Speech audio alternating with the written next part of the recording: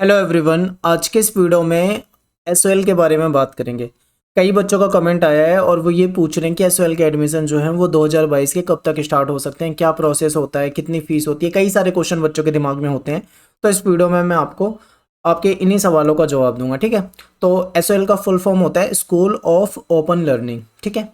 और ये दिल्ली यूनिवर्सिटी का ही पार्ट है, यानी डीयू। तो चलिए स्टार्ट करते हैं, वीडियो को समझते हैं। देखिए क्या होता है कि ये जो दिल्ली यूनिवर्सिटी है ये आपको तीन तरीके से कोर्स आपके करा देती है। ठीक है। तीन मतलब इसके मेथड आप समझ सकते हैं। एक तो है रेगुलर, जो रेगुलर कॉलेज में बच्चे एडमिशन लेते हैं। दूसरा क्या है, एसओएल के जरिए डिस्टेंस मोड में आपको कोर्स करा देती है। तीसरा एनसी वेब के माध्यम से आपको डिस्टेंस मोड में आपको ग्रेजुएशन वगैरह एमए वगैरह करा दिया जाता है। ठीक है। यहाँ से यूजी और पीजी दोनों तरह के कोर्स आपके हो जाते हैं। अब यहाँ पे फ़र्क क्या है, देखिए एनसी वेब और सोल दोनों ही आपको डिस्टेंस मोड में करा रहे हैं। तो आखिर इनमें फ़र्क क्या है? इसमें फ़र्क ये है कि एनसी वेब जो होता है ये ओनली फॉर गर्ल्स होता है। ठीक है। यहाँ पे केवल लड़कियों को ही एडमिशन मिलता है। एसओएल जो है सोल में लड़के हों या लड़की दोनों ही एडमिशन करा सकते हैं। ठीक है। बस इतना ही अंतर है, ये चीज़ें आपको समझनी है। सोल के ऊपर मैंने ऑलरेडी कई सारी वीडियो बना रखी है लास्ट ईयर, आप देख लो, क्योंकि फॉर्मेट लगभग वही रहता है। रेगुलर तो आप सभी जानते ही हैं, और एनसी वेब के ऊपर भी कई वीडियोस हैं, आप वो भी देख सकते हैं। ठीक है।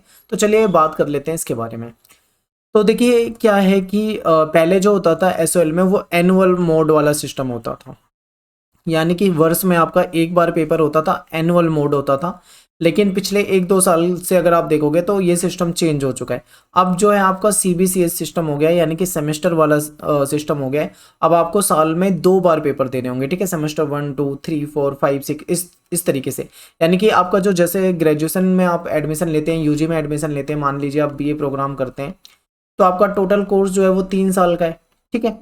और उसमें आपको 6 सेमेस्टर पढ़ने पड़ेंगे। सेमेस्टर 1 2 फर्स्ट ईयर में, फिर सेकेंड ईयर में आपका सेमेस्टर 3 और सेमेस्टर 4 हो जाएगा। फिर इसके बाद आपका सेमेस्टर 5 और सेमेस्टर 6 हो जाएगा। इस तरीके से आपको 3 साल में अपना ये कोर्स करना है। अब बात करते हैं आगे और थोड़ा विस्तार से समझते हैं। तो एसएल के अंदर देखिए बहुत सारे कोर्स नहीं होते हैं, केवल 5 कोर्स आपको यहाँ पे कराए जाते हैं। इसमें क्या है, आपका ये बीए प्रोग्राम हो जाएगा, बीकॉम हो जाएगा, बीए ऑनर्स पॉलिटिकल साइंस हो गया, इंग्लिश हो गया बीए ऑनर्स, और बीकॉम ऑनर्स हो गया। तो यही लगभग मेन कोर्स है इसके एसएल के। ठीक है। लेकिन अब जो आपका एडमिशन होगा 2022 और 23 सेशन का, हो सकता है इसमें कुछ न्यू कोर्स भी ऐड हो जाए। ठीक है। ऐसा कहा जा रहा है कि कुछ ऐसे न्यू कोर्स भी शायद ऐड किए जा सकते हैं एसओएल में, लेकिन अभी कंफर्म नहीं है। अब 2022-23 का जब प्रोस्पेक्टस आएगा तभी हमको जानकारी मिल पाएगी। लेकिन अभी अगर हम लास्ट ईयर के हिसाब से देखें तो ये 5 मेन कोर्स हैं एसओएल के अंदर। ठीक है। अब यहाँ पे कई सारे बच्चे ये कमेंट करते हैं कि मान लो सर मैं संस्कृत ऑनर्स करना चाहता हूँ, या मैं और किसी सब्जेक्ट में ऑनर्स करना चाहता हूँ, इको ऑनर्स करना चाहता हूँ। ठीक है। तो फिर क्या वो कोर्स हो पाएंगे? तो देखिए यहाँ पे एसओएल के अंदर आपको कुछ ही ऑप्शन मिल रहे हैं। अगर इनमें से कोई कोर्स आपका मनपसंद का है तो आप वही कर पाओगे, ज़्यादा कोर्स यहाँ पे आपको मिलते नहीं है। तो इस चीज़ को ध्यान रखना। ठीक है। अब देखिए मैं थोड़ा सा आपको फीस स्ट्रक्चर के बारे में बता दूं, क्योंकि कई सारे बच्चों के दिमाग में कन्फ्यूजन रहता है इस चीज़ को लेकर कि फ़ीस कितनी होती है। तो देखिए ये लास्ट 1 2 साल पुराना प्रोस्पेक्टस लिया है मैंने, वहाँ पे आपका ये फीस है। ठीक है। तो लगभग लगभग देखो इस तरीके से फीस होती है। लेकिन अब जो 2022-23 का आएगा आपका, हो सकता है कि उसमें फीस कुछ चेंज हो जाए। लेकिन अगर चेंज होती है ना तो काफ़ी मामूली फर्क आता है, 100 200 रुपये का ही फर्क आता है, इससे ज़्यादा अंतर नहीं आता है। ठीक है। तो इसके आसपास अप्रॉक्स में इतना ही रहता है लगभग लगभग। तो चलिए फीस पे डिस्कस कर लेते हैं। तो देखिए जैसे कि मान लीजिए आप बीकॉम ऑनर्स करते हैं तो ये आपकी फीस होगी 4040। ठीक है। बीकॉम करते हैं तो भी आपकी यहाँ पे 4040 दे रखी है, यानी सभी कोर्स की लगभग लगभग फीस एक जैसी है। अब यहाँ पे एक चीज समझिए, ये फीस का मतलब है ये 1 साल की फीस है। ठीक है। इसमें आपके 2 सेमेस्टर कवर हो जाएंगे। और यहाँ पे ध्यान रखना कि आपका 3 साल के लिए इसको 3 से मल्टीप्लाई कर देना, इस तरीके से आपकी पूरे पूरे कंप्लीट कोर्स की फीस आ जाएगी। ठीक है। तो ये आपको ईयरली फीस यहाँ पे दे रखी है। इसके बाद बात कर लेते हैं कि हमारे कई सारे बच्चों के दिमाग में ये भी बातें रहेंगी कि मेरे 12वीं में इतने परसेंट आए हैं, क्या मेरे को ये कोर्स मिलेगा या नहीं मिलेगा, ऐसे कई सारे। तो देखो यहाँ पे परसेंटेज का कोई बहुत ज़्यादा मतलब बहुत ज़्यादा परसेंटेज आपसे नहीं मांगी जाती है। तो आपके क्योंकि नॉर्मली देखो 40% 50% मार्क्स तो मैं ये मान के चलता हूँ आज के टाइम पे सभी के आ ही जाते हैं। तो आपको एडमिशन आराम से मिल जाएगा, यहाँ पे कोई ऐसी दिक्कत नहीं आएगी। तो बीए प्रोग्राम या बीकॉम आप करना चाहते हैं, सिंपल बीकॉम प्रोग्राम या बीकॉम, तो उसके लिए आपके 40% मार्क्स होने चाहिए। ठीक है। 12वीं क्लास में।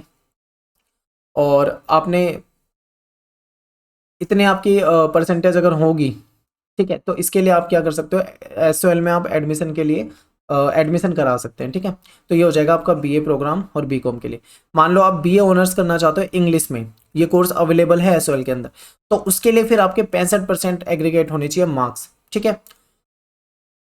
और इंग्लिश में आपके 75% होना चाहिए अगर आपके पास इंग्लिश कोर है। और अगर मान लो आपके पास इंग्लिश इलेक्टिव है या फंक्शनल इंग्लिश है, तो आप 65% आपके वहाँ पे उसमें मार्क्स होने चाहिए। ये ध्यान रखना है बस, ये चीज़ें, ठीक है। और यहाँ पे एक चीज़ देखना, ध्यान रखना, वोकेशनल स्ट्रीम जो है वो अलाउड नहीं होती है, ठीक है। अगर आप वोकेशनल है, आपके पास कुछ स्टेनो स्टेनो इस टाइप के सब्जेक्ट है, तो फिर वो यहाँ पे नहीं काउंट किए जाते, क्योंकि उनके तो उनकी परसेंटेज वैसे ही बहुत ज़्यादा आ जाती है, क्योंकि उनके इंटरनली बहुत ज़्यादा मार्क्स के होते हैं, इसलिए। इसके बाद यहाँ पे देखो, बी ऑनर्स करना चाहते हो पॉलिटिकल साइंस में, ये काफ़ी पॉपुलर कोर्स है एसओएल के अंदर और डीयू के अंदर, पॉलिटिकल साइंस ऑनर्स का। तो इसके लिए 50% मार्क्स होने चाहिए, ठीक है। और इम्पोर्टेंट है, ये ध्यान रखिए। और ये देखो, ये जो प्रोस्पेक्टस है लास्ट ईयर का है, लास्ट 1-2 साल पुराना है। अगर इसमें कुछ चेंज होता है इस साल, तो हो सकता है कि कुछ नया बदलाव आ जाए, ठीक है। क्योंकि अभी 2022 का थोड़ी आया है, वो तो जब आपका एडमिशन का टाइम आएगा तब आएगा, तब हमें पता लगेगा कि कुछ नया हुआ या नहीं हुआ। लेकिन ये मैं आपको अभी तक बता रहा हूँ कि ऐसा होता आ रहा है अभी तक, ठीक है। इसके बाद आप बीकॉम ऑनर्स करना चाहते हैं, तो उसके लिए 55% मार्क्स आपके होने चाहिए, या 60% एग्रीगेट ऑफ वोकेशनल अगर आपके पास स्ट्रीम है तो ये होना चाहिए, ठीक है। तो ये कुछ आपका इतने परसेंट मार्क्स होने चाहिए। और इतने तो आई होप सभी के आ ही जाते हैं, 50, 60, 70% तो लगभग सभी के आ जाते हैं, तो आराम से एडमिशन मिल जाता है, यहाँ पे कोई दिक्कत नहीं आती है। अब यहाँ पे बात कर लेते हैं मिनिमम और मैक्सिमम का। देखिए, जो आपका कोर्स होता है यूजी, आपका 3 साल का है, ठीक है। ये मिनिमम, यानी कि आप जैसे मान लो आप बीए प्रोग्राम में या किसी भी कोर्स में एडमिशन ले रहे हैं, तो ये कोर्स आपका 3 साल का है, ये सभी जानते हैं। लेकिन ये बात बहुत कम बच्चे जानते होते हैं, सभी नहीं जानते हैं कि इसको आप मैक्सिमम 5 साल में भी कर सकते हो, ठीक है। जैसे 3 साल का कोर्स है, अगर आप चाहो तो 4 साल या 5 साल में भी कर सकते हो।